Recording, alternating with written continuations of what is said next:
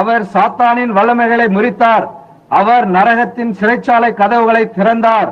இவ்வுலகத்தில் அடைத்து வைக்கப்பட்டிருக்கும் சிறையில் அடைக்கப்பட்டுள்ள ஒவ்வொரு மனிதனையும், அதாவது அவன் மரிக்கும் போது மரணமானது அவனுக்கு எப்படி இருக்கும் என்ற பயமாகிய சிறையில் அடைக்கப்பட்டிருக்கிறான். கல்வாரியில் அவர் அந்த சிறை கதவுகளை திறந்து எல்லா கைதிகளையும் விடுவித்தார். இனி நீ பாவத்தினால் ஒருபோதும் சேதமடைய போவதில்லை. இனி நீங்கள் பாவத்திற்கு, குடிப்பழக்கத்திற்கு, சூதாட்டத்திற்கு, புகைப்பிடித்தலுக்கு, பொய் சொல்வதற்கு உங்கள் அவயவங்களை கீழ்ப்படுத்த வேண்டியதில்லை.